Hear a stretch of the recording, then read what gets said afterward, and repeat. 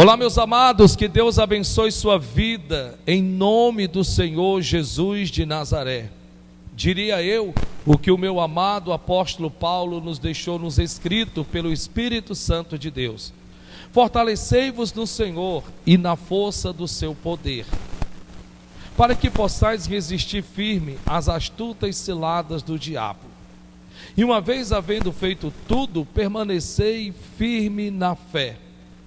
É interessante entendermos em que não há vitória se não nos fortalecermos no Senhor e na força do seu poder. E onde é que está a força do seu poder? Será que a força do seu poder estarmos em orar?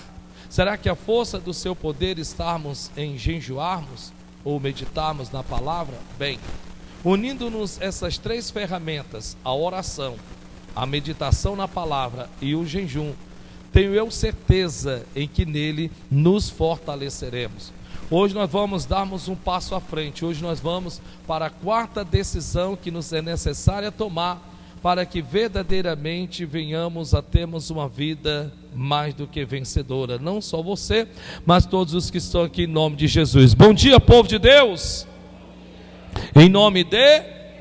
Vamos aplaudir esse extraordinário Deus, glorioso Deus, poderoso Deus, maravilhoso Deus, digno de todo louvor. Irmãos, eu pediria a você, por gentileza, que você pudesse, em nome de Jesus, colocar as suas mãos sobre os seus ouvidos, em nome de Jesus. E você que está nos assistindo, também peço que faça o mesmo agora, por favor, em nome de Jesus. Põe suas mãos sobre os teus ouvidos e diga: Senhor, a fé vem pelo ouvir, e o ouvir a tua palavra. Senhor, faz dos meus ouvidos como o meu paladar, que prova os alimentos.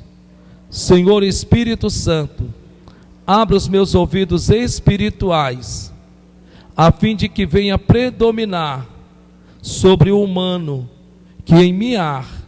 Senhor, fala, porque teu servo te ouve. Senhor Jesus, fala, porque o teu servo te ouve. Senhor Espírito Santo, ensina-nos, porque o teu servo te ouve. Em nome de Jesus. Deixa eu orar. Pai, em nome de Jesus, conceda-nos, ó Deus, um domingo profético. E que essa palavra vale, ensine-nos a respeito deste assunto, que eu mesmo, Senhor, se depender de mim mesmo, não sei nem por onde começar. Mas que bom que seja assim, para que a minha dependência esteja somente em Ti. Usa-me como instrumento neste altar. Fala conosco neste dia, em nome de Jesus. Repreenda. Eu repreendo principados e potestades, todo levante do diabo, e que a tua palavra vale e produza o resultado para o qual ela está sendo enviada, em nome de Jesus. E aplaude esse Deus extraordinário. Olhe para o irmão que está do seu lado e diga: a única coisa que Deus sabe fazer de forma extraordinária é milagres. Mais uma vez, diga: a única coisa que Deus sabe fazer de forma surpreendente é milagres. Diga mais uma vez: a única coisa que Deus sabe fazer de forma inescrutável é milagres. Tem alguém aqui precisando de milagres? Tem alguém aqui precisando de milagres? Eu vou falar um pouco mais baixo, que talvez você vai me ouvir melhor. Tem alguém aqui que esteja precisando de milagre? Que milagre você precisa? Primeiro você tem que saber identificar qual é o milagre que eu preciso. É no corpo? No caso, é uma cura? Qual é o milagre que você precisa? O que é interessante é que eu tenho certeza que todos nós necessitamos e precisamos de milagre. Preste bem atenção em nome de Jesus.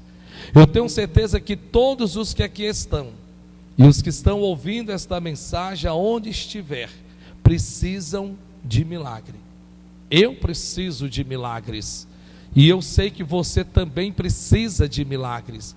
A primeira coisa que você tem que entender, que milagres não é a resposta para uma necessidade. Diga, milagres não é uma resposta para necessidades. Você pode repetir isso comigo? Milagres não é uma resposta para necessidades. Bem, eu tenho certeza que nesse exato momento existem pessoas chorando de dor, estão nos hospitais e elas estão necessitando de uma cura. Porém, é impressionante se dizer que nesse exato momento, mesmo elas dizendo assim: ai meu Deus, eu não aguento mais, ai meu Deus, essa dor, meu Deus, me ajuda. Se o remédio não vir, se o médico não atender, vai permanecer doente. Eu quero que você entenda isso, em nome de Jesus. Se você conseguir entender dentro de você que milagres não é resposta para uma necessidade. Eu tenho certeza que existem pessoas que a sua conta bancária está no vermelho. Sim, está no vermelho. E precisa urgentemente entrar um dividendo para que possa sanar uma dívida, para que possa pagar uma conta. Eu tenho certeza que nesse exato momento tem pessoas que estão se sentindo-se só, estão deprimidos, oprimidos. E eu tenho certeza que essas pessoas precisam urgentemente de uma pessoa, de um companheiro, de uma companheira, de uma cara a metade. Bem, se eu for enumerar aqui, a resposta sempre será a mesma. Milagres nunca foi uma resposta para necessidades. Na verdade, talvez você até se assuste, porque talvez você diga: nossa, como pode? Se um milagre não é uma resposta para uma necessidade, então na verdade o que é um milagre? Bem, um milagre é a resposta para a sua fé. Diga isso para o seu irmão: um milagre é a resposta para a sua fé. Mais uma vez, um milagre é a resposta para a sua fé. Bem, uma vez que você entenda isto, em que Deus nos faz milagres em resposta à minha fé, à sua fé, à nossa fé. O que eu estou lhe dizendo é tão bíblico de um jeito, em que houve situações que Jesus de Nazaré, aquele que nós temos aquela impressão de que ele é tão amor, que ele nunca jamais chamou atenção, ou jamais teria coragem de dar os bons puxões de orelha em seja lá quem quer que seja. Bem, você está enganado. Existem versículos na Bíblia que esse Jesus amoroso, sabe? Esse Jesus que nós sempre esperamos, que venha passar a mão na cabeça, que venha colocar no ombro, nos braços, carregar, que venha colocar no colo, seja lá como for. Esse Jesus de Nazaré, houve momentos que ele deu dura mesmo, chamou a atenção, repreendeu, puxou da orelha, chamou no carão, como por exemplo, a Bíblia diz que se havia-se uma grande tempestade, ventos contrários vinham contra o barco, todos estavam correndo perigo, todos aparentemente iriam a pique, naufragar, e olhe lá, se não morressem afogados, estavam sendo vencidos no seu próprio território, porque ali só havia pescadores. E a Bíblia diz que uma certa vez eles, agoniados, desesperados, clamaram a Jesus: não te dar que pereçamos? Não te incomodas que pereçamos? E a Bíblia diz que Jesus pôs-se de pé, porque estava no barco, mandou com que o mar se aquietasse e os ventos se calassem. E a Bíblia diz que assim o fez. Tendo ele feito este milagre, a Bíblia diz que Jesus olhou para os seus e disse: ainda não tendes fé? Quando nós lemos, parece não soar muito, né, nem machucar muito, mas imagine uma pessoa chegar para você e dizer assim, que você não tem fé, em que o problema que você está passando é por conta de que você não está tendo fé, ou entendimento que você precisa ter para esse problema se resolver. É muito fácil quando nós lemos, mas eu queria que você se colocasse ali na história. Você deixou tudo, abandonou família, você deixou trabalho, você deixou emprego, você deixou sua casa, o conforto do seu lar, você deixou tudo. E você está naquela promessa de que Ele será o Salvador, sendo que você não tem a certeza ainda. Você não tem 100% de certeza. É muito fácil hoje seguir Jesus de Nazaré. Nós já temos 100% de certeza que Ele é o Salvador.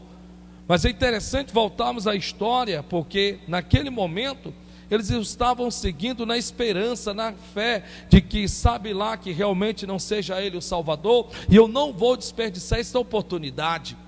E de repente agora você tendo abandonado tudo, largado tudo, e Ele olhar para você, Ele, ao invés de só ter aquietado o mar, calado o vento, etc., de repente ainda lhe chamar na risca, de repente olhar para você e dizer assim: ainda não tendes fé?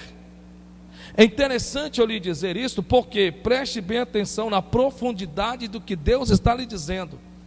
Milagre nunca foi e nunca será uma resposta para uma necessidade.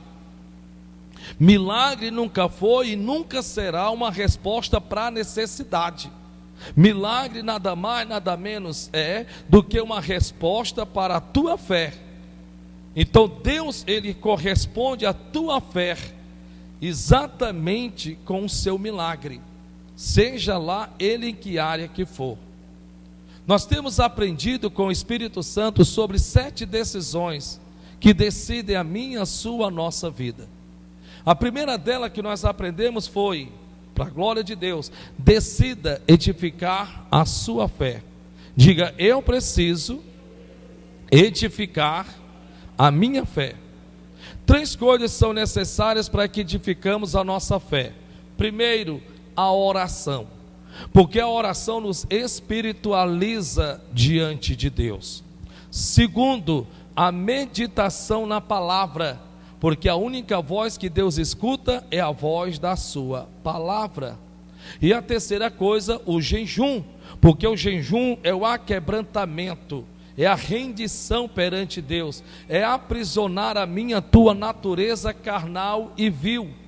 Porque se assim não for, se não orarmos, se nós não meditarmos na palavra, se nós não jejuarmos, não teremos como edificarmos a minha, a tua, a nossa fé. A segunda coisa que nós aprendemos sobre a segunda decisão que precisamos tomar, nós aprendemos que a dor, o sofrimento em si, a dor, não é de forma e jamais será o sepultamento de quem quer que esteja passando. Nós aprendemos, para a glória de Deus, em que a dor é melhor do que a alegria, porque na dor o homem tem a ressignificar a sua história. Olha que coisa absurda, mas não sou eu quem digo isso, é a palavra de Deus. No livro de Eclesiastes capítulo 7, a Bíblia Sagrada diz que a dor é melhor do que a alegria, porque na dor o homem tem a ressignificar a sua história, e seja ela em que área que for, seja em que âmbito que for da sua vida. Talvez você diga: profeta, eu estou passando por um momento de muita dor, de muita angústia, de muita tristeza, sabe? E eu, para falar a verdade, eu estou me deixando levar por isso. Bem, então isso é o perigo. O perigo não é a luta que você passa, a dor que você está passando, é você estar permitindo com que esta luta, esta dor, determine em você um sentimento, e consequentemente vai sim determinar na sua vida, na sua caminhada, um resultado. Então, quando a Bíblia Sagrada diz em que a dor é melhor do que a alegria, porque na dor ressignificamos a nossa história, então aprendemos que devemos utilizarmos a dor como trampolim, como uma alavanca que tem a ressignificar a minha, a tua, a nossa história. A terceira decisão que nós já aprendemos, para a glória de Deus, foi em Lucas 5 e João 21, onde a Bíblia diz que em Lucas capítulo 5, Jesus tem o seu primeiro encontro com Simão. Bem, de Simão, todos nós temos um pouco, porque é assim que nós viemos até a Deus. Todos nós viemos um pouco de Simão, essa é a grande verdade. Agora a Bíblia diz que Jesus se utiliza-se do barco de Simão, e nós sabemos que Jesus, ele é recompensador. Ele nunca jamais vai ficar por saldo devedor de quem lá que seja a pessoa qual for. Se você se permite Deus usar o teu carro, e você tem alegria no seu coração de sempre trazer uma alma para Jesus, não se preocupe, Ele te dará um carro novo. É importante você entender em nome de Jesus que Ele é recompensador, que Ele é galardoador. Se você abre a porta da sua casa para que haja cultos, reuniões, não se preocupe com o piso ou com quer que seja a criança que riscar as paredes, não se preocupe, Ele te dará provisão para que você possa renovar a sua casa, porque Ele é assim. Ele nunca vai ficar por saldo devedor, mas nunca, jamais ficará por saldo devedor. Essa é a grande verdade. Resumindo, a Bíblia diz que tendo ele terminado de utilizar o barco de Simão, ele disse: pesquei-me em mar alto. Logo este vai abrir a boca e vai dizer: ah, Senhor, pesquei a noite inteira e nada apanhamos. A Bíblia Sagrada diz. E a Bíblia diz que ele pensa e diz: mas sobre a tua palavra lançarei a rede. Em resumo da conversa, ele lança a rede, ele pega uma grande quantidade de peixes, mas as redes se lhe romperam. Quer dizer, Jesus está no barco, Jesus agora tira Simão da escassez para a prosperidade, porém há desperdício, porque a Bíblia diz que as redes se romperam. É possível Jesus Cristo estar na minha vida financeira e haver desperdício? Claro que sim, desde que eu não tenha uma mentalidade que comporta a prosperidade. As redes representam a nossa mentalidade. Tem pessoas que elas querem que Cristo as prospere, mas elas não têm uma mentalidade que comporte essa prosperidade. Então dali nós fomos para João 21, que é na verdade na praia o segundo encontro de Jesus já crucificado, ressuscitou, e agora ele está pescando a noite inteira, e Jesus pergunta a Simão Pedro, porque não é só Simão, agora é Simão Pedro. Simão porque voltou a ser quem ele era, e Pedro porque para uma vez que Cristo se revelou, você vai deixar de ser de quem você era. E ele perguntou: pescastes alguma coisa? Ele disse: não, nada apanhamos até agora. Então lança a rede do lado direito do barco. E assim ele o fez. E a Bíblia diz que ele, ao puxar da rede, pescou 153 grandes peixes. Por ser tantos e grandes, as redes não se lhe romperam. É interessante, né? Porque agora, diferente de Lucas 5, Simão Pedro tinha uma mentalidade que comportava prosperidade. Então lá você pode ir no YouTube, você vai assistir detalhadamente o que é uma mentalidade que comporta prosperidade e uma mentalidade que não comporta prosperidade. Não basta só pedir a Deus prosperidade. Agora é interessante porque Simão sai da escassez para a prosperidade, da prosperidade para a abundância. Prosperidade é o que você já tem. Você está conseguindo pagar suas contas, por mais difícil que seja, você é próspero. Você tem um telhado sobre a sua cabeça, você é próspero. Você tem uma roupa em que vestir, tem, você é próspero. Então prosperidade nos dá a condição de termos o que já temos, possuímos o que já possuímos, vivemos com o que já vivemos, glória a Deus. Mas da prosperidade à abundância. Deus, diz a Bíblia, Jesus tomou a Pedro da escassez para a prosperidade, da prosperidade para a abundância. Bem, em cima disso, para a glória de Deus, nós vamos rumarmos então para o quarto passo, a quarta decisão que precisamos tomar para que a minha, a sua, a nossa vida seja abençoada. Agora, como eu lhe disse no começo, para a glória de Deus, milagre nunca foi e nunca será uma resposta para a necessidade. Guarde isso. Milagres nunca foi e nunca será uma resposta para uma necessidade. Na verdade, milagre é uma resposta para quê? Vamos ver se você aprendeu. 1, 2, 3 e já. Está muito fraco, Deus me livre. Milagre nunca foi uma resposta para a necessidade. Milagre, na verdade, é uma resposta para quê? De quê? Fé. Então, milagre é uma resposta à fé. Amém? Agora eu peço que os irmãos estejam atentos em oração, porque eu creio que o que Deus vai nos ensinar-nos, em nome de Jesus, vai nos causar um certo mover dentro de nós. Talvez uma interrogação. Mas ensinar o que todo mundo sabe é fácil, é bom a gente cavar. E o quanto mais profundo para podermos vermos o que a palavra de Deus fala acerca do que muitos não são ensinados. Em Jó capítulo de número 5, todos nós conhecemos a história deste homem chamado Jó. Eu acredito que depois de Jesus Cristo, não houve homem algum que passou pelo que ele passou. Tamanhas lutas e problemas das quais ele enfrentou.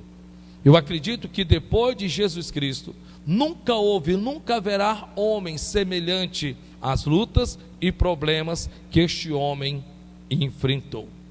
A pergunta que eu faço é: você conhece alguém nesse exato momento que esteja passando por algum tipo de problema?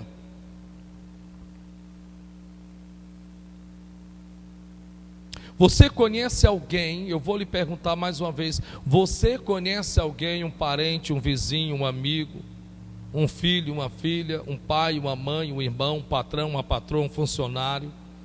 Você conhece alguém que nesse momento esteja passando por um problema? Quando eu digo passando por um problema, eu não vou estar aqui enumerando que área é, porque na verdade o nome sempre será o mesmo, que vai diferir a área, mas não deixará de ser um problema. Você conhece alguém que esteja passando por um problema, seja em que área que for, financeiro, conjugal, espiritual, emocional, mental, seja em que área que for? O que é interessante, você sabe que é que um certo dia, não um certo dia, há muitos anos atrás, Deus me deu um versículo que na verdade é um dos versículos que mais me empolga. Sabe aquele versículo que quando você está rente com o chão, sabe aquele versículo, aquela palavra que você está debaixo do tapete porque você não tem mais como ir para mais baixo do que isso? Sabe quando você está numa situação em que você olha para os quatro cantos, você não vê saída? E aí de repente vem aquele versículo que te coloca para cima. Sabe aquela palavra que você, nossa, chega a sair lágrima dos olhos? Sabe aquela palavra que Deus te fala ao teu coração, que você se levanta, você se põe de pé, sabe? E você diz assim: glória a Deus, uhul! Pois é, faz muitos anos isso. Meu Deus, faz muito, mas muitos anos, talvez faz uma média de uns 26 anos atrás. E olha, eu posso lhe dizer que esse versículo me encorajou, e ainda hoje ele me encoraja, viu? Ainda hoje ele me põe de pé, ainda hoje ele me estimula. E quando foi esses dias eu falando com Deus sobre a quarta decisão que precisamos tomar para uma mudança de vida, o Senhor no meu coração pediu com que eu viesse confidenciá-lo para você, que eu viesse falar sobre ele com você. Porque quando você ler comigo esse versículo, é capaz de você dizer assim: tá bom, pastor, não precisa mais pregar não, pode fechar a Bíblia e vamos para casa, vamos participar da Santa Ceia, glória a Deus, porque olha, já é o suficiente, talvez nem pregar eu vou precisar pregar, olha que coisa boa. Talvez vai ser o único dia que você vai chegar mais cedo na sua casa, isso é maravilhoso. Ao lermos esse versículo, você vai talvez olhar para o seu irmão e vai dizer: nossa, glória a Deus, meu irmão, olha, esse versículo, sabe, ele foi tão forte ao meu coração. Talvez você vai dar uma sacudida no seu irmão aí que está do seu lado.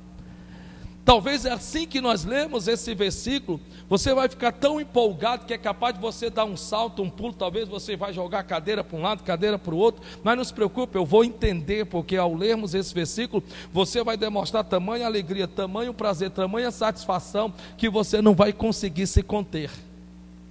Talvez você vai sair daí correndo e vai abraçar um irmão, abraçar outra irmã, e vai dizer: nossa, glória a Deus, que versículo poderoso, e estava aqui na Bíblia, eu não sabia até hoje. Talvez você vai até dizer assim: nossa, que coisa maravilhosa, Senhor, muito obrigado. Talvez você vai mastigá-lo durante a semana, ou talvez pelo resto da sua vida. Talvez ele vai te servir como alimento, como fortalecimento, como ajuda, como reparo em áreas da sua vida, seja ela em que área que for. Quando nós lemos esse versículo aqui, você vai dizer assim: bem, agora eu vou comprar uma Bíblia que só tenha esse versículo e vou esquecer de todo o resto, porque só esse versículo para mim vai ser o suficiente, porque ele vai me servir como lâmpada para os meus pés. Pois é, esse versículo que eu estou lhe dizendo, em nome de Jesus, o Senhor Deus me deu há 26 anos atrás. E durante esses 26 anos, lembro-me eu de nunca sequer ter pregado sobre ele, mas o Espírito Santo me pediu, e glória a Deus por isso, Então eu vou compartilhá-lo com você em nome de Jesus. Olha o que é que a Bíblia Sagrada diz. Escuta aí, calma, só um minuto, escuta logo o versículo. Vamos lá. Jó, capítulo de número 5. Olha para o irmão que está do seu lado, diga: você está preparado? Diga assim: não me segura não. Diga: quando eu ler, não está fraco, quando eu ler, não me segura não. Amém? Vamos lá então, glória a Deus. Jó capítulo de número 5, versículo de número 6. Jó 5, 6, estão prontos? Estão preparados? Nossa, eu me sinto empolgado em ler esse versículo aqui. Glória a Deus, até me emociona em ler esse versículo aqui, poder estar compartilhando ele com vocês. Capítulo 5, versículo 6, diz assim: porque do pó não procede a aflição, porque do pó não procede a aflição, nem da terra brota o trabalho. Eu vou ler mais uma vez, vamos lá. Porque do pó não procede a aflição. Diga comigo: a aflição, os problemas não nascem do nada. É o que está escrito aqui, amém? Vamos ler mais uma vez. Porque do pó não procede a aflição. Então os problemas não surgem do nada, a aflição não surge do nada. É o que ele está dizendo. Nem da terra brota o trabalho, quer dizer, o resultado. Então é interessante nós entendermos que se eu não trabalhar, se eu não arregaçar as mangas, da terra jamais irá surtir, suprir o que eu preciso. Se eu não partir para cima, se eu não arregaçar a manga, se eu não correr atrás, se eu não estiver disposto a pagar o preço, não adianta com que eu espere da terra uma devolução, porque a terra é fiel, ela só devolve aquilo que ela recebe. Então preste atenção nisso, eu vou ler de novo. Porque do pó, do nada, porque do pó não procede a aflição. Então os problemas, as lutas, as dificuldades não provêm do nada. Sabe aquele pensamento: meu Deus, não sei por que eu estou passando por isso. Você já viu gente assim? Você já viu pessoas assim dizerem isso? Meu Deus, eu não sei por que eu estou passando por esse problema. Não sei por quê. Senhor, por que eu estou passando por esse problema? Por que eu estou passando por isso no meu casamento? Por que eu estou passando por isso no meu relacionamento? Por que eu estou passando por isso na faculdade? Por que eu estou passando por isso nas notas da minha faculdade ou do meu colégio, seja como for? Meu Deus, por que eu estou passando por isso com o meu filho, com a minha filha? Por que, meu Deus? É interessante, né?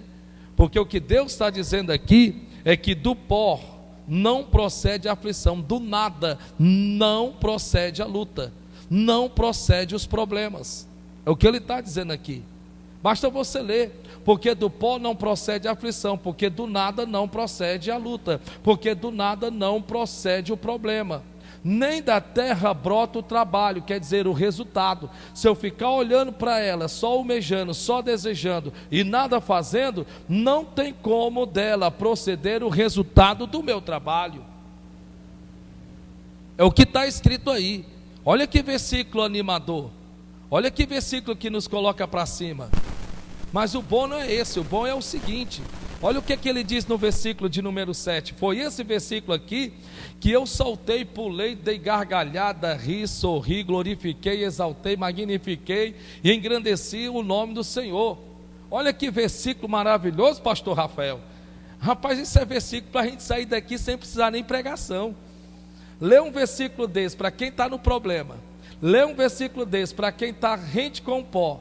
Lê um versículo desse quem já está só arquejando. Lê um versículo desse para quem não sabe nem para onde correr, nem o que fazer, meu irmão. Isso estando na palavra de Deus e vindo do próprio Deus, meu irmão, isso alegra qualquer um. Sim ou não, pessoal?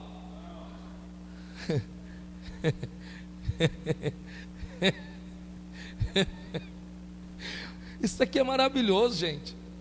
Primeiro, eu fico sabendo que o problema não vem do nada. Segundo, eu fico sabendo que da terra não se brota nada, sei que eu não arregaço a manga e parta para cima, para que ela possa me devolver aquilo pelo que eu trabalhei.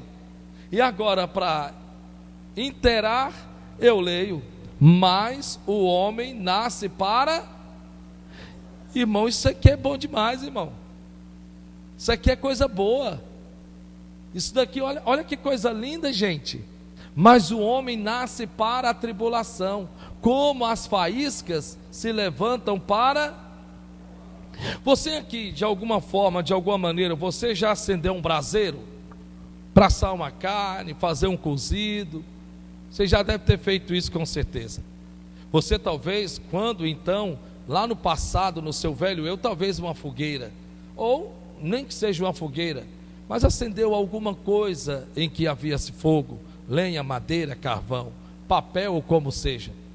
E talvez não, você com certeza percebeu em que do fogo nasceu o quê? A faísca. Não é interessante, né? É impressionante que não importa se você faz de madeira ou de carvão, é impressionante como a faísca nasce do fogo. É impressionante, é uma coisa certa, é uma matemática certa. Não tem para onde correr, não tem. É tanto que de repente está lá, o braseiro está se apagando, e de repente as cinzas estão tomando conta do lugar, e aí você vai abanar, e o que é que acontece quando você abana? As faíscas, não é isso? Não é isso? E quando o carvão é verde? E quando o carvão ele é verde, meu Deus, é um estralado danado, aí é que sai faísca, né? Você já deve ter se deparado com isso. E quando a lenha é muito seca, quando ela está muito seca, que você joga sobre os braseiros ou sobre a fogueira, o que acontece? A mesma coisa, sobe-se as faíscas, ao ponto de que talvez já aconteceu em algum momento, e talvez você já percebeu, que uma dessas faíscas tocando o seu corpo, cria marcas. Cria ou não cria? É, porque queima. Aí você diz, meu Deus do céu, quer dizer, o que eu estou querendo lhe dizer aqui, em nome de Jesus, é justamente sobre a quarta decisão que nós precisamos tomar, para que a gente possa viver uma nova estação de vida. Uma nova estação de vida. A quarta decisão que nós precisamos tomar para que possamos vivermos uma nova estação de vida. Então eu vou ler aqui o versículo anterior e o versículo seguinte, porque ele está falando da mesma coisa. Esses dois versículos se interam. Então ele está dizendo: porque do pó não procede a aflição, porque do nada não procede a luta, porque do nada não procede os problemas. Então os problemas são resultados de alguma coisa. Os problemas são resultados de algo, de alguma coisa. Os problemas não surgem do nada, os problemas não batem a minha porta da noite para o dia. Ei, cheguei, sem que você sequer estivesse me esperando chegar, ou se que de repente você não tenha feito nada para eu chegar. Então é interessante entendermos isso, porque do pó não procede os problemas, nem da terra brota o resultado do meu, do seu, do nosso trabalho, se nós não partirmos para cima, para que a terra possa nos devolver aquilo pelo que nós trabalhamos. E aí ele então vai em completa a coisa, porque no versículo seguinte diz: mas, você vê que esse mais é o complemento, mas o homem nasce para a tribulação. Tem tradução que diz: mas o homem nasce para os problemas. Presta bem atenção, em nome de Jesus. Mas o homem nasce para os problemas, ou para a tribulação.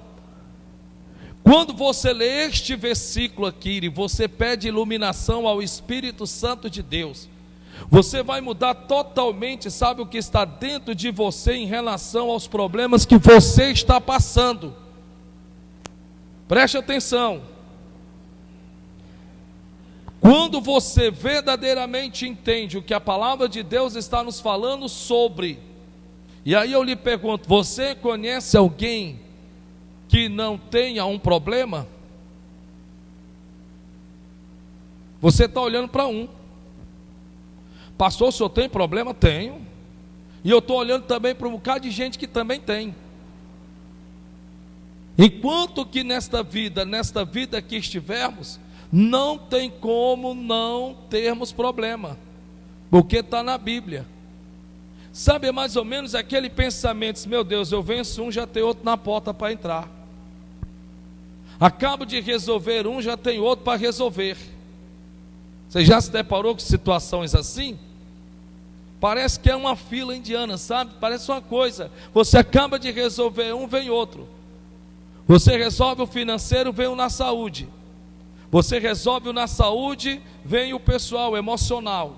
Você acaba de resolver o pessoal emocional, vem um no relacionamento. E aí parece um ciclo. E aí você chega um momento que, se você não tiver esse entendimento aí que Deus vai nos dar, o que vai acontecer com esse problema que você está passando? Ele vai te desanimar, ele vai te esmorecer, ele vai te abater. E o pior, sabe o que é? Ele pode te esfriar ao ponto de que nem força para lutar você tenha. E para piorar as coisas, impedir com que você busque a solução para esse problema. É interessante isso, né?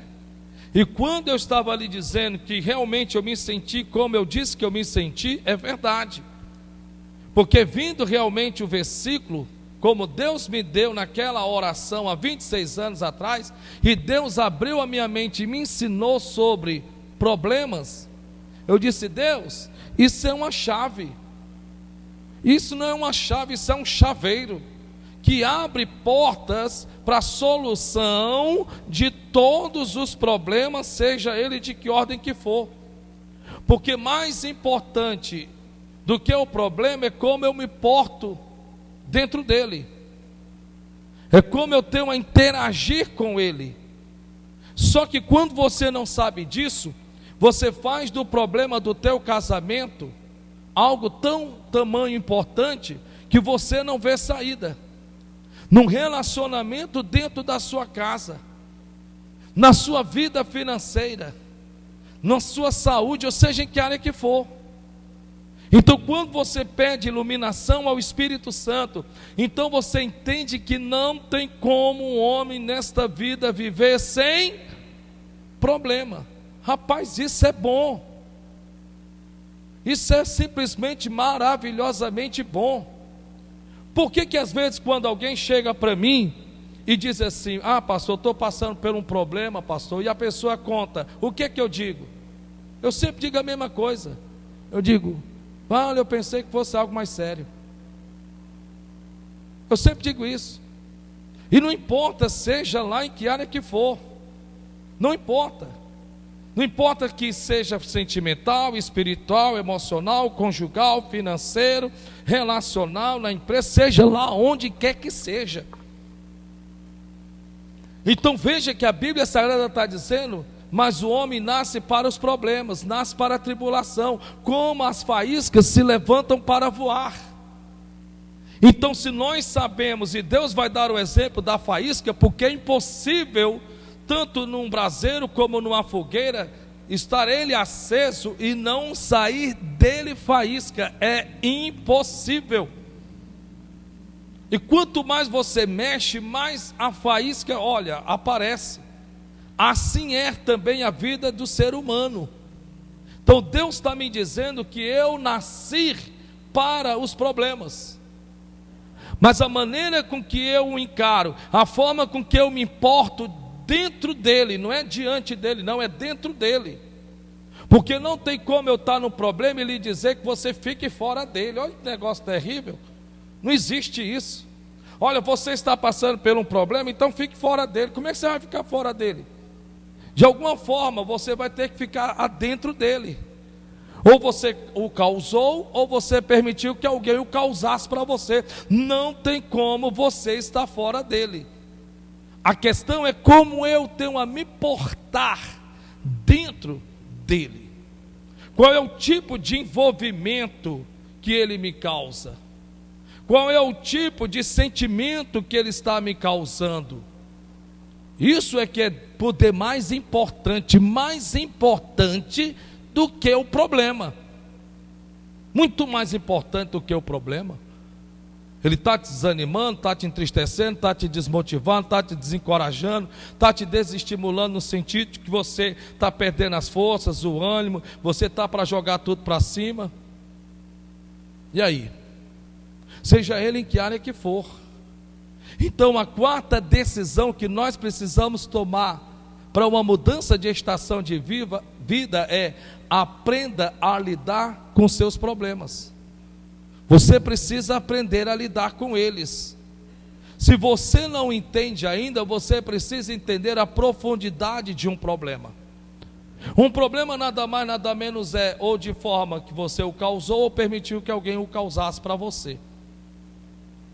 Então, quando você começa a entender sobre como lidar com ele, meu Deus, você vai entender que não tem como, ainda que eu fique dentro de um quarto enclausurado pelo resto da minha vida, sem nunca ter visto o sol nascer, ainda assim vai me causar problema. Já sei o que é que eu vou fazer. Eu vou ficar dentro de um quarto enclausurado, não vou sair de lá nunca mais. Com isso, eu nunca mais vou ter um problema. Não vai importar, não tem como. Você vai ter problema de saúde.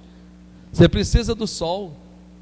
Não tem como. O mofo vai lhe fazer mal. Você vai ficar doente.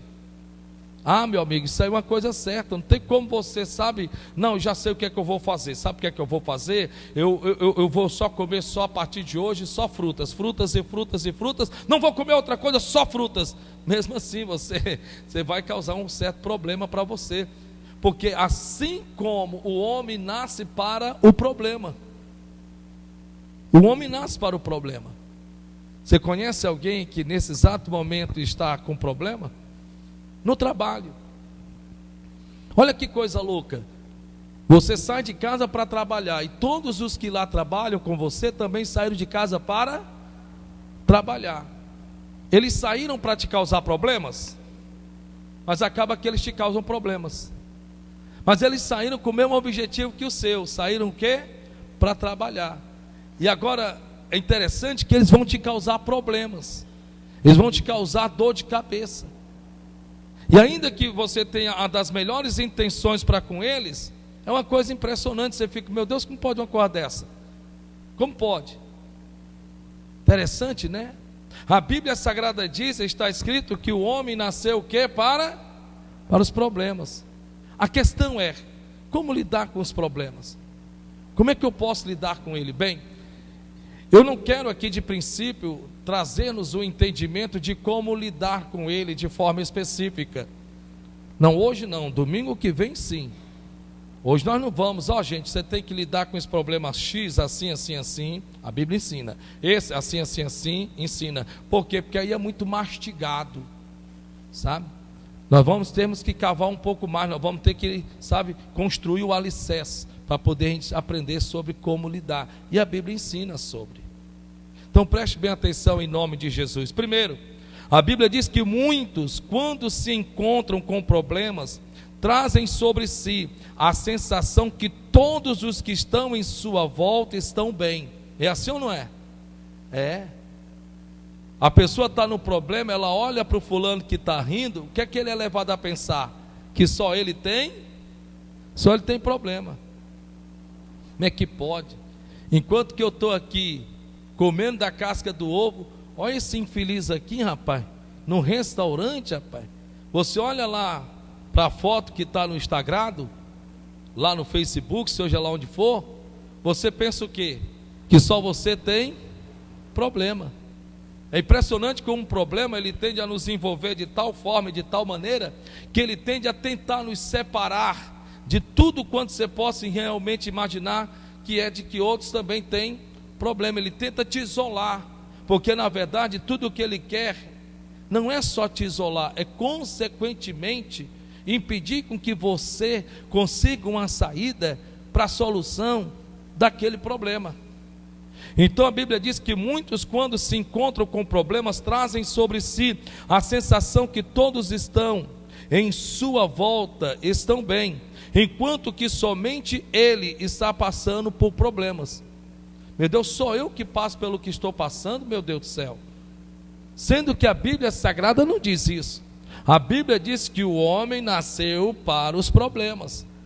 Então, tanto você está passando por um, como eu estou passando por um, como o pastor Rafael está passando por um, como os obreiros estão passando por um, como a pessoa para quem você trabalha está passando por um. É mais ou menos assim, um funcionário, na mente dele, ele acha que o patrão não tem problema, porque na mente dele, ele está tão bem financeiramente que ele não tem problema em casa, que ele não tem problema com os filhos, com as filhas, ou com o marido, ou com a esposa. Na mente dele, só em ele pensar assim: não, meu patrão ganha tão bem que ele não tem problema. E quando você tenta passar para eles os seus problemas, eles também não vão entender, porque na mentalidade deles você está muito bem, obrigado, só quem tem problema é eles. É interessante isso, né? Porque Deus permite que passemos por problemas, porque aqui é uma permissão de Deus. Deus está dizendo, mas o homem nasce para os problemas. Por que Deus permite? Não é que Deus queira que eu passe por problemas. Deus não quer que você tenha um problema no seu casamento. Deus não quer que você tenha um problema na sua família. Deus não quer que você tenha um problema financeiro. Deus não quer que você tenha um problema na forma física, quer dizer, na área da saúde. Deus não quer para você esse problema. Deus não quer, mas não quer mesmo. Olha o que a Bíblia Sagrada diz aqui no livro de Salmo 119. Salmo 119. Por que Deus permite que passemos por problemas? Primeiro, porque problemas são inevitáveis. Não tem como, ou a minha pessoa, ou a sua pessoa, não tem como evitarmos problemas. Você tem que entender isto. Você tem que entender que problemas são inevitáveis. Não tem como você evitar. Não tem como. É impossível o ser humano evitar para si mesmo os seus próprios problemas. É inevitável. Primeiro, você tem que entender o seguinte: problemas são inevitáveis. Todos encontraram? Salmo 119, versículo de número 67. Olha o que a Bíblia diz. Salmos 119, versículo 67. Diz assim: antes de ser afligido, antes de ter esse problema, ou antes de passar por esse problema, andava errado. Então o problema, seja ele em que área que for, nada mais nada menos é o resultado de um erro. Preste bem atenção. E aqui eu pergunto: existe alguém aqui que não erre? Só um, levanta o dedo, a unha do dedo. Existe alguém aqui que nunca errou, que não erre, mas não erre de maneira e forma alguma? Não tem quem erre, não tem. A Bíblia Sagrada diz, está aqui escrito, antes de ser afligido. Antes de eu ser afligido, antes de passar por esse problema que eu estou passando, eu andava errado. E se nós analisarmos, eu tenho certeza que não há um só ser humano nesta vida que não erre. Antes de Adão e Eva ter errado, eles ficavam doentes? Antes de Adão e Eva ter errado, eles passavam por escassez? Antes de Adão e Eva ter errado, eles se sentiam-se só, vazios, frios espiritualmente, abatidos? Eles tinham falta de alguma coisa, seja ela lá qual fosse? Então tudo isso veio surgir após o quê? O erro. Então, antes de ser afligido, antes de eu passar pelo que eu estou passando, antes de enfrentar a luta que eu estou enfrentando, antes de eu passar pelo problema que eu estou passando, eu andava errado. Então quer dizer que os problemas, dos quais Deus disse que o homem nasceu para os problemas, é por conta de que infelizmente nós seres humanos não sabemos coordenarmos a nossa própria vida. Nós não sabemos. Você tem quantos anos? Ah, eu tenho tantos e tantos anos. Tudo bem, ok. Talvez você diga: nossa, mas eu já tenho tanta experiência nesta vida, certo? Mas até as tuas experiências das quais você tem, você aprendeu por duas coisas: ou por ter passado por elas, ou ter assistido outros passarem. Isso te traz experiência. Então a Bíblia Sagrada diz: antes de ser afligido andava errado, mas agora tenho guardado a tua. Ao passo que isso vai te ensinando, e você vai evitando, e você vai deixando de errar. E quanto menos você erra, menos problema você vai passar, você vai ter. Por isso que Satanás, o diabo, ele odeia não quem pregue, mas quem ensine.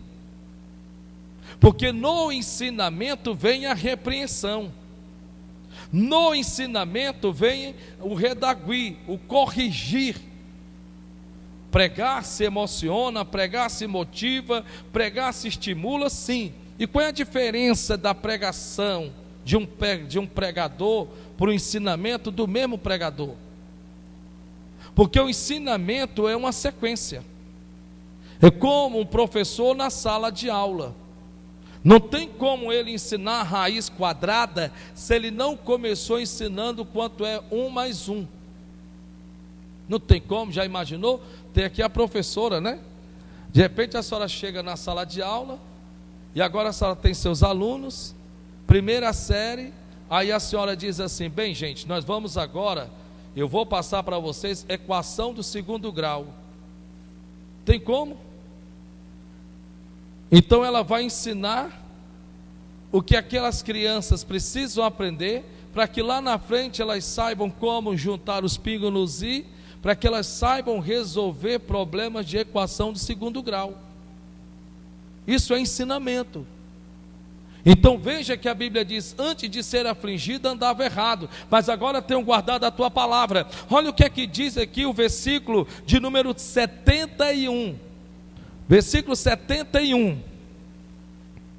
Olha só, aqui é que está o problema. Dá para você ler, por favor? 1, 2, 3 e já.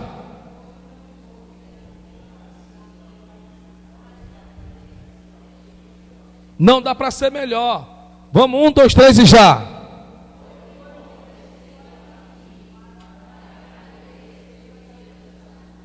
Foi-me bom ter passado por problemas. Alguém aqui pode dizer isso? É bom passar por problemas? Não é, humanamente falando, querido, não é. Quem é que vai sentir-se satisfeito, feliz, alegre, contente? Quem é que, pelo amor de Deus, vai soltar fogos? E quem é que, na verdade, vai entender que foi-me bom ter sido afligido, foi-me bom ter passado por problemas? Pastor, mas até agora eu não entendi a sua alegria que o senhor falou no começo. Porque até agora então eu não dei um glória a Deus, um aleluia, porque olha, eu vou dizer uma coisa, eu estou até pensando aqui, meu Deus, que é isso? Pois é, eu quero que você entenda que muito melhor do que você simplesmente aprender a resolver teus problemas, é você aprender a evitá-los. É mais barato, custa menos. Eu vou repetir, você olhe para cá, preste atenção, isso é muito sério, gente. Muito melhor do que você ser ensinado a resolver os teus problemas, é você ser ensinado a evitá-los. É muito melhor. É muito, muito, inúmeras vezes melhor. Mas só que nós, seres humanos imediatistas, nós queremos aprendermos o quê? Resolver os problemas. E se eles se demoram a resolver, o que é que nós deixamos na casa de Deus? Cadeira vazias. Então alguns até vão ao extremo. Alguns vão na macumba, no candomblé, na quibanda, na umbanda, no tarô, nos búzios, no ler da mão. E muitos vão nesse intuito, nessa intenção de que tenha os seus problemas resolvidos. Então agora vai estar lá escrito: eu trago o seu amor em 3 dias. A pessoa corre lá. E ela já teve vários relacionamentos e nenhum deu certo. Você vai prosperar em 7 dias. Vem até aqui. É interessante, né? Porque o bem da verdade, as pessoas não querem aprender como evitar problemas, elas querem aprender como resolvê-los. Sendo que você, sendo ensinado como evitar, você ao mesmo tempo também estará aprendendo como resolvê-los. Uma vez que não há um só ser nesta vida que não erre. Quantos erros financeiros você não já teve? Quantos deslizes em palavras você não falou e depois não se arrependeu e não era para ter falado? Quantas vezes você não olhou para a cara de uma pessoa e só por olhar sem nem saber quem era a pessoa, você não foi com a cara dela e depois não se arrependeu? Se eu for enumerar aqui, meu Deus do céu, quantas vezes você não deu oportunidade a pessoas erradas? Quantas vezes você não ajudou pessoas de forma errada? E que depois viu que por mais que a intenção fosse de ajudar, não ajudou, desajudou. Quantas vezes? E aí você criou um problema de arrependimento, você causou um problema de tristeza, de decepção. Quantas vezes? Quantas vezes você não foi lá e você mesmo não fez o que era para outros terem feito? Na sua mente você estava ajudando. E ao mesmo tempo você viciou aquela pessoa ao você fazer, ao ponto de que hoje você fica com raiva porque a pessoa não faz. Quantas vezes você, com medo de repreender, não repreendeu, e hoje você não tem mais como repreender? É interessante isso, né? Porque eu quero que você escute, porque isso que Deus está lhe dando é sabedoria. Então a Bíblia diz: foi-me bom ter sido afligido, foi-me bom ter passado por problemas. E quando Deus começou a me ensinar sobre, eu disse: uau, Deus, isso é uma chave muito grande. Não se deixe perder isso dentro de mim, porque sempre quando eu estiver passando por um problema, eu vou saber como me portar dentro dele. Então eu não vou perder o ânimo, então eu não vou perder a fé, então eu não vou querer jogar tudo para cima, então eu não vou me deixar me desistir. Então aí começa. Você conhece alguém que está passando por um problema? Você que está aí me assistindo, você está com um problema. A questão é que eu tenho um problema quando eu não sei lidar com o problema. Aí eu tenho um problema. Eu não tenho um problema financeiro se eu sei lidar com ele, ou seja, ele em que área que for. Eu tenho um problema quando eu nunca fui ensinado a lidar com ele. Você trabalha com pessoas difíceis que estão lá para lhe obedecer, mas você manda, desmanda, e a pessoa às vezes você fica sabendo que fez, mas só fez porque tinha de fazer, mas não fez com interesse. Isso te machuca, isso te chateia, isso te... E você não quer mandar a pessoa embora, porque você, como patrão, ou como patroa, ou como chefe, ou como seja, você sabe que aquela pessoa, além de ser boa naquilo que faz, você sabe que aquela pessoa precisa do emprego. Porque hoje não são os empregados que estão pedindo para trabalhar, é os patrões que estão pedindo o empregado para trabalhar. Inverteu as coisas. Hoje não existe esse pensamento de que eu vou entrar numa empresa e vou sair de lá só quando me aposentar. Não, o negócio hoje é diferente, mudou tudo, o cenário mudou. Não existe mais lealdade no trabalho. E se existe, existe por conta dos ensinamentos dos antigos, dos pais e dos pais de seus pais. Porque se for por conta, com todo respeito, não falando mal, mas do sistema de hoje em dia que nós vivemos, não existe não. Não existe. Então aqui, foi-me bom ter sido afligido, foi-me bom ter passado por problema, mas para quê? Para que aprendesse os teus. Então todo e qualquer problema me traz aprendi. Diga isso para o seu irmão: o problema que você está passando está te trazendo aprendizado. Você hoje não coloca todo mundo na sua casa. Você hoje não confia em todo mundo. Você hoje pensa duas vezes quando você vai mandar um desaforo no WhatsApp. Ainda que você esteja com a razão, você pensa duas vezes, porque já te causou muitos problemas. Muitos. Hoje você escreve e pensa e apaga, e já não manda mais. Hoje você mudou um pouco mais sua personalidade, porque a maneira com que você era só te trouxe problema. O primeiro problema na tua saúde. Na tua saúde. Hoje você está mais, mais pé atrás. Você se segura, porque você sabe que na ira do tolo é destruir tudo que faz. Você aprendeu esse estatuto, você aprendeu essa palavra, e por você ter aprendido essa palavra, hoje você se contém. Você se contém. É interessante, né? Eu já tive de me deparar com filhos que se casaram, filhas que se casaram, e quando elas se casaram, ou eles se casaram, eles pensavam que ia ser como que se estivesse na casa de seus pais, porque na casa de seus pais foram mal acostumados a sequer lavar a calcinha que usava, ou desatar a rede em que dormiam, e se casaram. E eu já tive de adentrar, tanto eu como a Tiziana, dentro de um conflito de relacionamento, de casamento, em que não se estava sequer ainda com meses de casado, e que já se corria o risco da coisa quebrar no meio, e de que infelizmente causaram para si esses problemas. Mas por que causaram para si esses problemas? Porque não foram ensinados.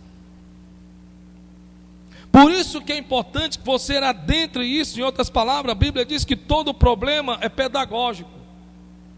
Todo problema, todo ele, seja ele lá em qual for, todo problema é pedagógico, pois havemos de encararmos como uma lição e não como o fim. Olhe para o irmão que está do seu lado e diga: o teu problema não é o fim, não. O teu problema não é o fim. Meu Deus do céu, o que eu vou fazer, meu Deus? Tem uns que sabem, quando é mulher, faz assim, ó.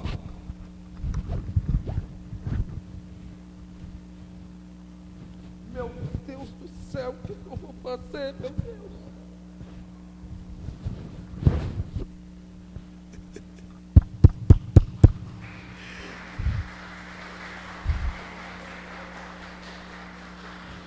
Eu só não peguei a caneta aqui para fazer a mesma coisa, porque eu dei um penteado diferente hoje. Quando é o homem, sabe o que é? Olha para o semblante dele, ele muda. Rapaz, é uma coisa terrível. Ei, eu estou aqui para lhe dizer, em nome de Jesus, eu não disse que o culto é profético, é profético. O teu problema não é o fim. Esse problema que você está passando não é o fim. Você não está entendendo. Esse problema que você está passando não é o fim. Sabe como é que você está entendendo? Porque o problema tende a nos pintarmos um quadro, uma imagem que acabou, não tem jeito, já era, jogar tudo para cima, é desistir. Tem uns que chegam ao ponto de ser até condicionado ao suicídio, e muitos chegam ao ponto de, infelizmente, assim fazer, porque acreditaram que o seu problema era o fim. Olha a gravidade de que um problema tenta pintar essa imagem dentro de uma pessoa. Que tipo de imagem o teu problema está pintando dentro de você? Que tipo de imagem? De encorajamento? De sentir-se forte? O problema que você está passando está te mostrando uma saída? O problema que você está passando está te levantando todos os dias para ir trabalhar animado? O problema que você está passando, o momento que você está enfrentando hoje, está te dando ânimo, força, coragem, determinação, está te dando saúde para o teu corpo? Não, pastor, está tudo sendo ao contrário. É exatamente isso, eu estou lhe dizendo pelo Espírito Santo de Deus. Esse problema que você está passando não é o fim, pois sempre tem a nos ensinarmos algo. Então, quando você começa a entender que o problema que você está passando não é o fim, e que ele tende a te ensinar alguma coisa, você muda de figura de pensamento, você muda de sentimento, você começa a mudar de comportamento, porque você olha para o problema e dentro dele você o encara de forma diferente. Por que não deu certo aquele contrato? Deixa eu ver, deixa eu me reaver aqui. Deixa eu mesmo me reaver, deixa eu ver, espera ainda, deixa eu analisar, onde possivelmente eu errei, para que eu não tivesse obtido o resultado pelo qual eu esperava obter. Então deixa eu ver aqui. Não, deixa eu ver, eu tenho que ver isso aqui. A Bíblia diz que problemas são imprevisíveis. Ainda que eu ou você, diretamente ou indiretamente, possamos causarmos, nós nunca, jamais estamos preparados para qualquer que seja o problema qual for. Eles são imprevisíveis. Não, eu estou preparado. Conversa, tá não. Nem eu estou, nem você, nem ninguém neste mundo está preparado para qualquer que seja o problema qual for. Seja ele qual for. Então problemas são imprevisíveis, por não sabermos de quem ou em que área ela possa vir. Primeiro porque você não faz o investimento esperando que dê errado. Você não faz. Você não casa pensando que vai dar errado. Não. Você não sai de casa para o trabalho esperando que o pneu fure. Não. Alguém aqui? Alguém? Ninguém. Problemas são imprevisíveis porque não sabemos de quem possa vir ou em que área possa vir. Ainda que haja fumaça, para mais ou menos pensarmos bem que eu sabia que isso ia dar errado, mas é só fumaça. Nós não temos uma conclusão até que o problema se manifeste. A Bíblia diz que problemas são imparciais. São o que, pessoal? Tem pessoas que pensam, porque, com todo respeito, materialmente falando, são pobres, acham que só eles têm problema. O rico não tem problema não. Você tem que entender que problemas são imparciais. Tem pessoas que, eu repito, materialmente falando, porque pensam, porque são pobres, acham que só eles têm problemas. Ricos não tem problema não. É interessante isso, né? Quando você começa a saber disso e começa a entender isso no seu coração, os problemas começam a mudar de sentido dentro de você. Para nós terminarmos, a Bíblia diz que problemas são imparciais, pois eles não fazem distinção de quem irá atingir. Eles não fazem distinção de quem irá atingir. Meu Deus, tinha que ser logo comigo? Você já ouviu alguém dizer isso? Eu não acredito que eu estou passando por isso. Não é possível uma coisa dessa não, meu Deus do céu. Pois é. Esse é a quarta decisão que você precisa tomar. Aprender a saber lidar com problemas. A Bíblia Sagrada nos mostra que problemas têm a agir. A Bíblia nos mostra que problemas têm a exigir firmeza. Problemas têm a nos exigir firmeza, em dois sentidos: permanecermos nele e evitarmos a solução do mesmo, ou por outro lado, dentro deste problema, entendermos que ele nada mais, nada menos é do que uma maneira, uma forma de eu ser promovido. A questão é como você aprendeu no começo. Assim como o homem nasceu para os problemas, assim é a faísca que nasce do fogo. Você precisa entender isso dentro de você. A Bíblia diz que problemas têm a exigir firmeza, nos chamando à confiança nas promessas de Deus já estabelecidas.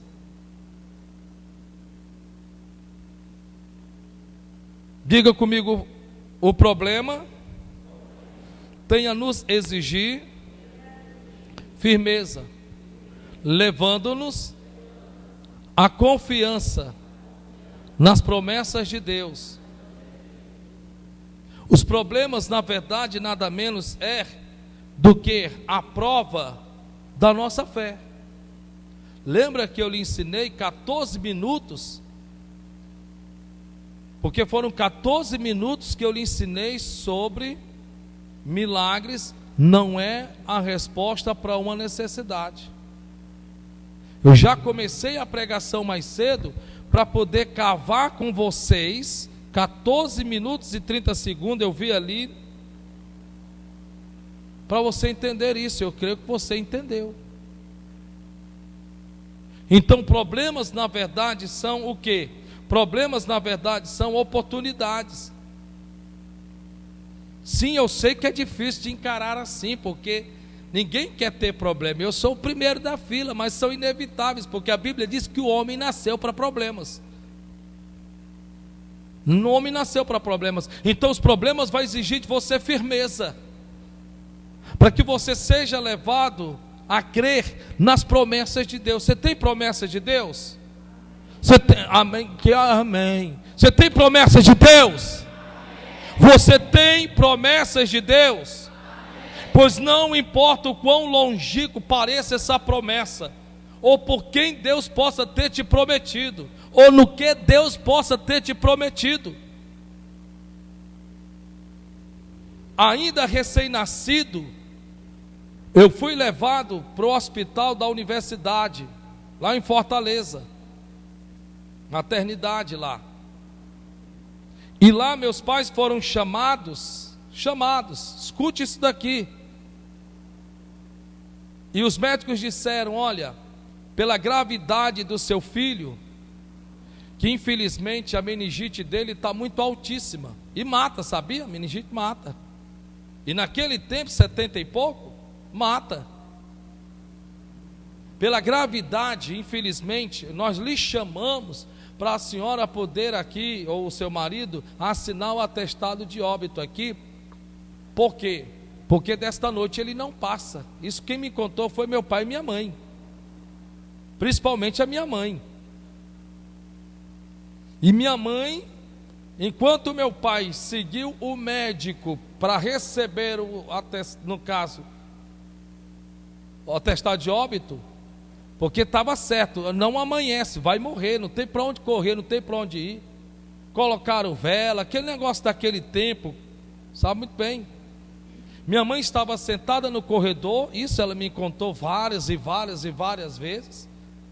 Eu não sei se ela me contou tanto, ao ponto de que eu acreditasse exatamente naquilo pelo qual eu fui chamado. Mas parecia um disco, sabe? E ela estava lá sentada, meu pai acompanhou o médico, porque o médico plantonista é o que vinha me acompanhando. Então, por ter visto toda a luta do meu pai e da minha mãe, ele disse: olha, eu chamei vocês aqui porque eu lhe respeito muito, seu Manuel, já lhe conheço há muito tempo, mas infelizmente seu filho desta noite não passa e tal, aquele negócio todo.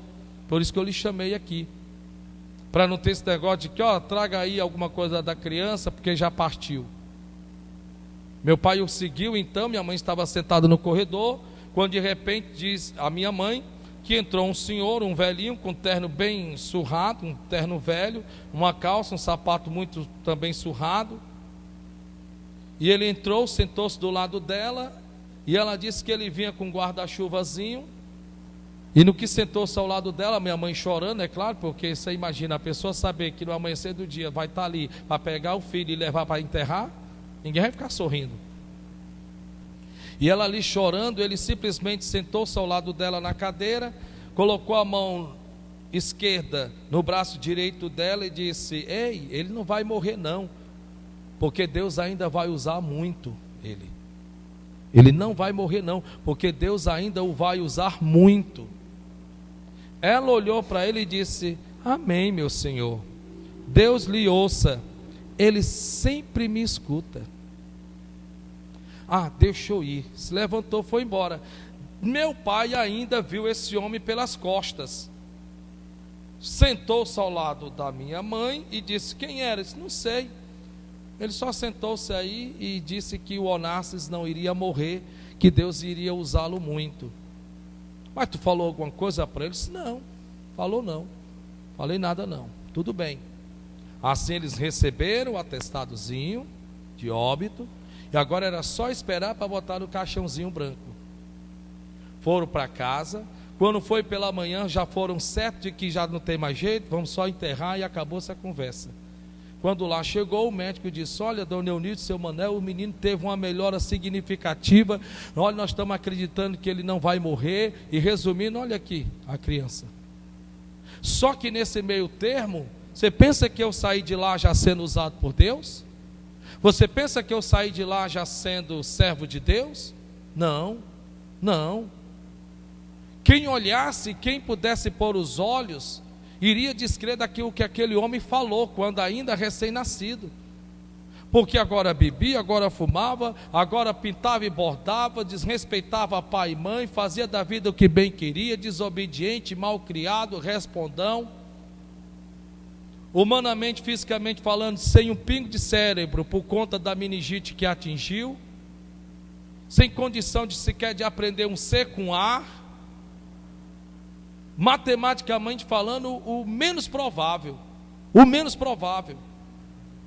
E todos, na verdade, não acreditavam, ninguém cria, ninguém jamais imaginava. Mas a minha mãe sempre contava a mesma história: Onassis, e quando eu chegava bêbado, ou chegava drogado, ou chegava armado, ou seja lá como for que eu chegasse, minha mãe dizia: Deus me disse que você ainda vai ser muito usado por Ele. Para ela não importava como eu chegasse, para ela não importava o que eu falasse ou o que fizesse, ela acreditava na promessa. Ela não era crente não, católica, apostólica, romana, mas ela acreditava que aquele senhorzinho que tinha ido lá falar com ela, tinha sido um anjo que tinha dado recado para ela, não tinha dado recado para os que não iriam crer, deu recado, foi para ela. Se Deus prometeu, foi para você, então retenha essa promessa, segura essa promessa e deixe que quem quiser não creia, desde que você nunca jamais deixe de acreditar em que a Bíblia diz que serás salvo tu e toda a tua casa.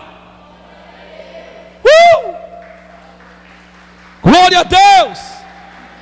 Deixe quem quiser falar, deixe quem quiser dizer, deixe quem quiser apontar, deixe quem lá, quem quer que seja, seja lá quem for. Deus prometeu, foi para você. Deus prometeu, foi para você. Deus prometeu, foi para você. Ei, você está aqui, se você está vivo, dá um glória a Deus aí, meu irmão.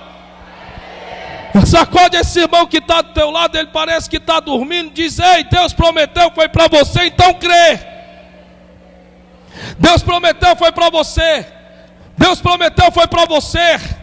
Deus prometeu para você que a firma vai dar certo, vai dar certo. Talvez muitos estejam dizendo que não, mas não provém deles a última palavra. A última palavra provém do Senhor, e cuja palavra não lhe voltará vazia, mas cumprirá o propósito para qual ela foi enviada. Saraí não acreditava que poderia dar à luz um filho, ainda que já estando velha e vindo de Deus a promessa.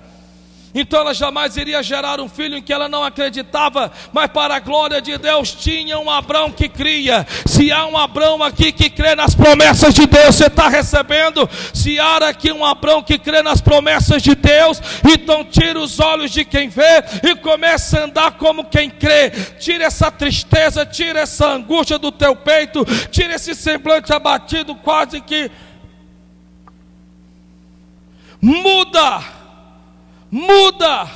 Porque a Bíblia diz que uma mulher chamada Ana entrou angustiada, triste, abatida, desmotivada. A Bíblia diz que quando ela pôs-se de pé, o seu semblante já era outro. Ela não estava grávida, não tinha coabitado com seu marido, mas ela precisou mudar por dentro. Vai mudando esse teu semblante. Pastor, o que eu estou vendo é meu filho, minha filha, meu pai, minha mãe, meu irmão, meu tio, meu cunhado, seja lá quem for, não importa. Deus prometeu, está prometido. Desde que você não invalide essa promessa. Pega a mão do irmão que está do teu lado e diga: eu estou firme na promessa. Diga: eu estou firme na promessa. Tem gente que até para pegar a mão parece que não pega. Não, segura a mão dessa criatura aí, rapaz. Segura aqui. Pastor, nós estamos firmes nessa promessa. Dizendo, nós estamos firmes nessa promessa aqui, ó. Não tem cadeira vazia nessa igreja, não. Tem pessoas que Deus vai trazer para aprender. Tem pessoas que vão sentar nessas cadeiras aí, ó, e vão aprender muito de Bíblia. Vão ter conhecimento, entendimento e sabedoria. Não vão aprender pregação, não, porque pregação emociona e motiva, não. Vão aprender o que outros não sabem, só para ensinar e dar glória a Deus. Está me entendendo? Deixa quem quiser te perseguir, você tem promessa, vai vencer. Deixa quem quiser te perseguir. Você está me ouvindo, meu amigo? Deixe quem quiser que lhe persiga, você tem promessa, você vai vencer. Você vai vencer, minha irmã. Você está me ouvindo? Você está me ouvindo? Deixa quem quiser se levantar, deixa quem quiser dizer, deixa quem quiser falar. Pode deixar, porque palavras não pagam. Palavras não pagam. Mas eu não sou obrigado a receber ou aceitar a negatividade de seja lá quem for. Eu estou pouco me lixando, eu não estou nem aí. Porque quem tem a palavra de Deus, você está me ouvindo?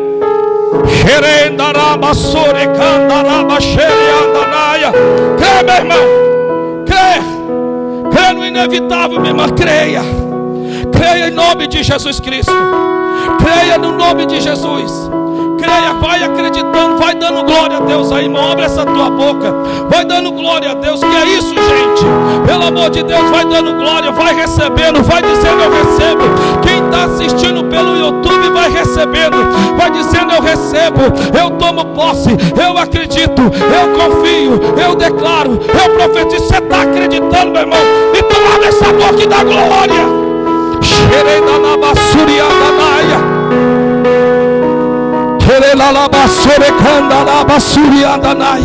Não importa o quão distante esteja, não importa o quão aparentemente impossível seja, porque Deus faz as coisas impossíveis tornar possível. Não importa o quão difícil seja, o médico possa ter dito o que tenha dito, mas a última palavra vem do Senhor que fez os céus e a terra. Ele que confirma a sua palavra e o conselho dos seus mensageiros. Louvado seja Deus. Está crendo? Vai tomando posse. Diga glória a Deus. Você pode sair do seu lugar. Você pode sair do seu lugar e falar para 2 ou 3 pessoas. Diga, vai acontecer. A promessa vai acontecer. Se levanta, sai do teu lugar. Fala para 3 pessoas. A promessa vai acontecer.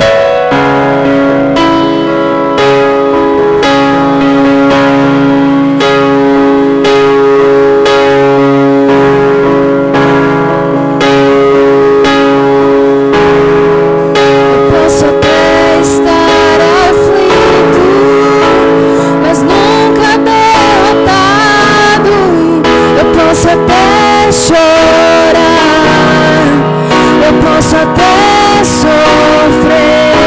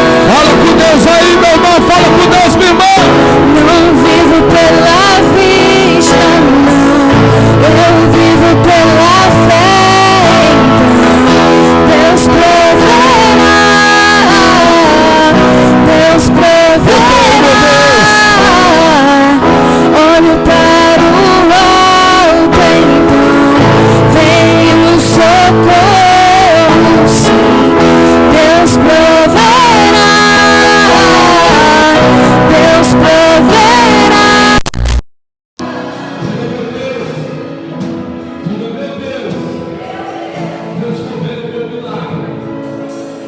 Está muito fraco. Diga, meu Deus, eu estou vendo meu milagre. Eu já posso sentir. Já posso sentir. Eu já